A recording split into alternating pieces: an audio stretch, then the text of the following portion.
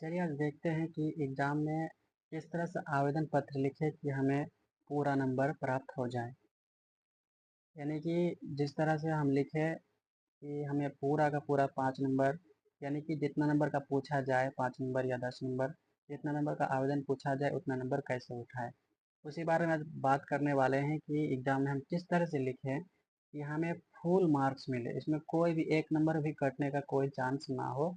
किस तरह से लिखें कि हमें पूरा का पूरा नंबर मिले। तो चलिए बात करते हैं किस तरह से लिखना चाहिए। लिखने के जो अंदाज होते हैं, आपका कॉपी का अंदाज देख के ही वो नंबर बैठा दे, इस तरह से हमें लिखना है ताकि कोई गोज-मोज भी ना करना है। जो कॉपी चेक करते हैं वो सिर्फ ये नहीं देखते हैं कि आप क्या लिखे हैं, वो लिखने के अंदाज भी देखते हैं कि आप किस तरह से लिखे हैं। क्योंकि लिखने का अंदाज अगर आपका सही होगा ना तो आपको पूरा मार्क्स ज़रूर मिलेगा। आपको 5 में 5 नंबर मिलने से कोई नहीं रोक सकता है। आपको 5 में 5 नंबर एग्जामिनर जो चेक करता है कॉपी, वो आपको 5 में 5 नंबर पक्का देने वाले हैं। तो चलिए बात करते हैं कि आखिर किस तरह से लिखें आवेदन पत्र कि हमें पूरा का पूरा 5 नंबर जो एग्जामिनर होते हैं वो हमें 5 नंबर दे दें। तो चलिए देखते हैं। सबसे पहले लिखने का अंदाज देखिए। सेवा में क्या कहता है? सेवा में। ये जो आप पैटर्न देख रहे हैं, ये पैटर्न है एक अलग तरीका का। ये लिखने का एक अंदाज होता है, एक अलग सा दिखने के लिए। ऐसे अगर लिखिएगा तो देखने में अलग सा लगता है, ताकि जो चेक करने वाले हो उसको पता चले कि कहाँ पे विषय लिखा गया है, कहाँ पे विषय लिखा गया है और कहाँ पे आपके उसके बारे में लिखा गया है कि आप किस बारे में और किन के द्वारा और किस लिए लिख रहे हैं। इस तो चलिए हम डायरेक्ट बात करते हैं कि किस प्रकार से हमें लिखना है। तो सबसे पहले आपको लिखना है सेवा में। उसके बाद आपको लिखना है श्रीमान प्रधान अध्यापक महोदय।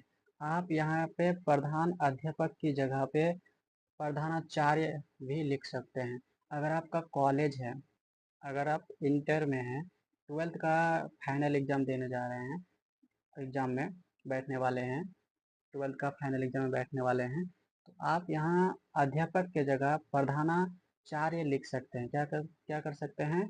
यहाँ पे आप प्रधानाध्यापक की जगह प्रधानाचार्य लिख सकते हैं। महोदय की जगह महोदय ही रहेगा। उसके बाद आपका जो भी स्कूल है, जो भी कॉलेज है, स्कूल है, उनका नाम यहाँ पे आपको दर्शाना होगा। जो भी स्कूल का नाम है वहाँ पे क्या करना है, आपको यहाँ पे दर्शाना है। तो जो यहाँ पे लिखा हुआ ये मेरे अनुसार स्कूल का नाम लिखा गया है। आप अपने अनुसार यहाँ पे क्या कीजिएगा, अपना स्कूल जो भी स्कूल का नाम है आप स्कूल का नाम यहाँ पे डाल दीजिएगा। ओके। उसके बाद जो विषय है, जैसे कि हमने आज का विषय लिया है मासिक फीस माफ करने का, यानी कि स्कूल का जो फीस होती है वो माफ करने के लिए किसके पास लिख रहे हैं हम? जो लिख रहे हैं प्रधानाध्यापक, यानी कि हमारे स्कूल के हेड मास्टर के पास लिख रहे हैं। तो अंदाज देखिए लिखने का क्या है, महाशय। आपको क्या लिखना है? महाशय। किस तरह से लिखना है यह भी आप गौर कीजिए कि जो यहाँ लिखा गया है ये तीनों स्टेप जो है सेम आधार पर लिखा गया है। तीनों स्टेप क्या हुआ? सेम आधार पर लिखा गया है। और इसी अंदाज में आपको भी लिखना ताकि देखने वाला को अच्छा लगे, और अच्छा लगेगा तो आपको 5 में 5 नंबर देगा, तो यह पक्का है। तो देखिए कि यहाँ क्या कर रहा है कि सविनय निवेदन है, सविनय निवेदन है कि मैं आपके स्कूल के 10वीं कक्षा का एक छात्र हूँ महोदय। मैं एक कहता है कि यहाँ जो है कहता है, क्या कहता है कि सविनय निवेदन है कि मैं आपके स्कूल का, आपको इस तरह से लिखना है कि सविनय सविनय निवेदन है कि मैं आपके स्कूल का 10वीं, अगर आप 12th में पढ़ रहे हैं, किस में पढ़ रहे हैं? 12th में पढ़ रहे हैं, तो आप यहाँ पे 12th लिख सकते हैं। 10वीं के जगह पर आप 12th लिख सकते हैं, यानी कि 12वीं आप 12वीं लिख सकते हैं कि 12वीं कक्षा का हम एक छात्र हैं। उसके बाद चलिए आगे देखते हैं, महोदय मैं एक, उनके आगे देखते हैं। आगे लिखा है कि मैं एक निर्धन, आपने देखा कि वहाँ क्या था? मैं एक था। उसके बाद निर्धन परिवार से ताल्लुक रखता हूँ। तो आपको इस तरह से लिखना है कि मैं जो हूँ एक निर्धन परिवार से क्या करता हूँ? ताल्लुक रखता हूँ। मेरे पिताजी एक किसान है। अगर आपके पिताजी किसान है तो आप यहाँ पे किसान दर्शा सकते हैं। यदि आपके पिताजी कोई अलग काम करते हैं, जैसे कि कोई दुकानदार है, क्या करते हैं? अम, कोई मान लीजिए कोई दुकानदार है, हो सकता है कोई टैक्सी ड्राइवर हो या फिर कोई रिक्शा ड्राइवर, यानी कि कोई ऑटो चलाता है, तो कुछ भी हो आप यहाँ पे क्या कर सकते हैं, यहाँ पे किसान के जगह में आप वहाँ पे आप लिख सकते हैं जो आपका फादर्स करते हैं। अगर आपका किसान है आपका फादर्स वर्तमान में, तो आप किसान की जगह किसान ही रहने दीजिएगा। लेकिन आपके पिताजी अगर कुछ और है, कोई दुकानदार है, या फिर मान लीजिए आपका कोई पिताजी है जो कि ड्राइवर है, तो आप वहाँ पे ड्राइवर शो कर सकते हैं, नहीं लिख सकते हैं। उसके बाद देखें, उसके बाद है कि जिसके कमाई जिसके कमाई से, यहाँ पे डबल हो गया है, सॉरी यहाँ पे जो है ये चीज़ डबल हो चुकी है, इसको ये डबल हो चुकी है। यहाँ से देखते हैं, जैसे कि यहाँ लिखा है जिसके कमाई से ही घर की सारी ज़रूरतें पूरी होती है और मेरे स्कूल फीस भी उसी से देते हैं। यानी कि इस तरह से लिखना है आपको। कहता है कि मेरे पिताजी जो हैं वो एक किसान है, क्या है, वो एक किसान है जिसकी पूरी कमाई से, यानी कि जितना वो कमाते हैं उनकी कमाई से ही मेरे घर की सारी जिम्मेदारी जो होती है पूरी होती है। और मेरे स्कूल फीस भी जो है कि मेरे पिताजी अपनी ही फसल उगा के, यानी कि खेती करके ही स्कूल का फीस क्या करते हैं, आपको स्कूल में देते हैं। इनको कहना है, ये प्रधानाचार्य को कहना है। तो वही चीज़ इस तरह से लिखना है कि और मेरे स्कूल फीस उसी से देते हैं। यानी क्या कहता है कि उसी से हम क्या करते हैं, स्कूल का फीस भी देते हैं। उसके आगे पढ़िए, आगे लिखा हुआ है लेकिन, यहाँ से लेकिन इस बार फसल खराब होने के होने से मेरे घर की आर्थिक स्थिति अच्छी नहीं है। कहता है कि लेकिन हर साल, तो क्या कहता है कि वो हर साल जो है कि वो जो स्कूल का फीस देता था उनका पिताजी, वो फसल काट के दिया करता था। लेकिन इस बार क्या हुआ, इस बार फसल खराब होने के कारण उनका घर का स्थिति है, घर का कोई भी चीज़ जो था वो पूरा नहीं हो पा रहा था। तो कहता है कि मेरा घर की स्थिति काफ़ी ज़्यादा खराब हो गई, यानी अच्छी नहीं रही। इसीलिए कहता है अतः, उसके बाद यहाँ पे लिखने का अंदाज क्या है कि अतः, क्योंकि ये तो हमने अपने बारे में बता दिया कि मेरे साथ क्या घटना हुई है और हम फीस क्यों जमा नहीं कर पा रहे हैं। यहाँ से आपको क्लियर कर दिया गया कि आप फीस क्यों नहीं जमा किए या फिर क्यों नहीं कर पाए हैं। उनके बाद अतः, अब तो हमको टीचर को कहना है ना कि हम क्यों नहीं जमा कर पाए। ये तो उसको बयान कर दिया कि मेरे साथ क्या हुआ है घटना, ये तो हमने बयान कर दिया। लेकिन हमें टीचर से कैसे कहना है कि हमें ये जो मेरा जो स्कूल फ़ी है उनको आप माफ़ कर दीजिए। तो उसके लिए आपको यहाँ पे इस तरह से लिखना अतः।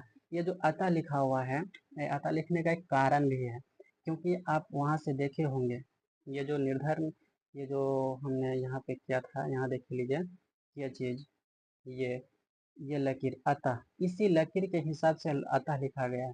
अब जो यहाँ, क्योंकि यहाँ से जो बराबर हो चुकी है, वहाँ से लिखा गया, यहाँ से निर्धन से लिखा गया है, ये सीधा है। लेकिन अतः जब लिखा जाएगा तो किस पॉइंट में लिखा जाएगा, इस पॉइंट में, इस पॉइंट में लिखा जाएगा।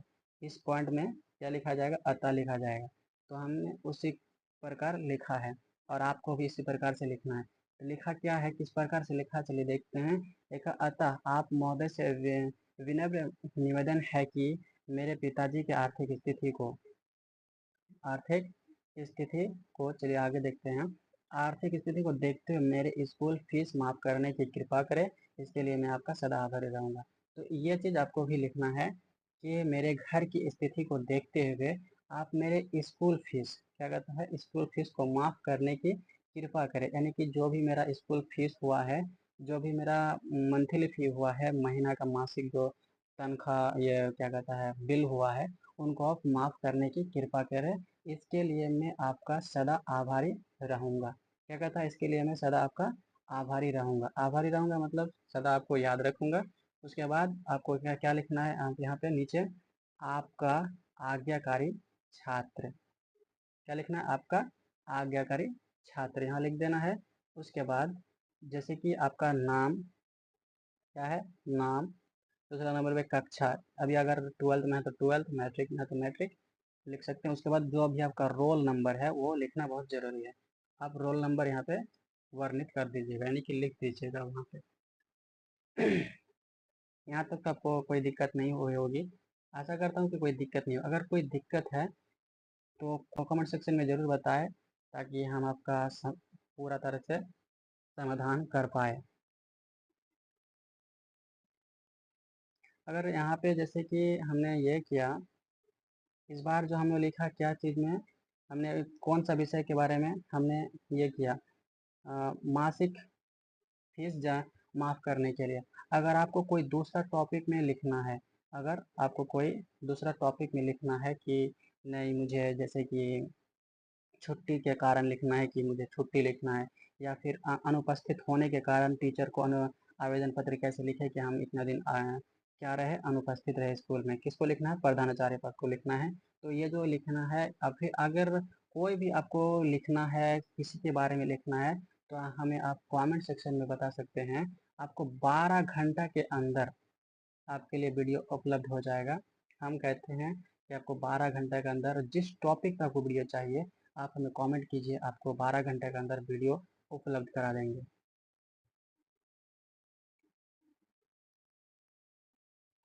तो अगर वीडियो अगर आप लोगों को अच्छा लगा है तो प्लीज़ लाइक कीजिएगा।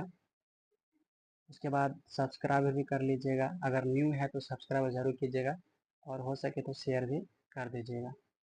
डेली इस तरह से वीडियो लेने के लिए बिहार बोर्ड से या कोई बोर्ड से हो, जैसे कि हर बोर्ड में होता है, निबंध होता है, उसके बाद आवेदन पत्र होता है, ये सब होते हैं। अगर किसी प्रकार का निबंध समझ में नहीं आ रहे हैं किसी को, तो हमें कमेंट कर सकते हैं। कमेंट के माध्यम से हम उसे बता देंगे कि निबंध किस तरह से लिखना चाहिए, ताकि आपको भी उसमें फुल मार्क्स मिल सके, 5 में 5 मिल सके। यानी जितना कभी कभी होता है कि कभी 5 नंबर का पूछ लेता है, कभी कभी 6 नंबर, कभी कभी 7 8 नंबर का भी पूछ लिया करता है। तो इनमें कोई फिक्स नहीं होती है, कितना नंबर भी पूछ सकता है। लेकिन हम आपको गारंटी देते हैं कि जितना नंबर का भी पूछे, हम आपको जिस तरह से बताएंगे, अगर उस तरह से आप लिख लेते हैं, तो आपको जितना नंबर का भी पूछे, जैसे कि 5 नंबर का पूछा ना, तो आपको 5 नंबर ही पक्का मिलेगा। क्योंकि आपको अगर वीडियो अच्छा लगा है तो प्लीज़ लाइक, सब्सक्राइबर एवं शेयर करने की भी कोशिश करें। धन्यवाद।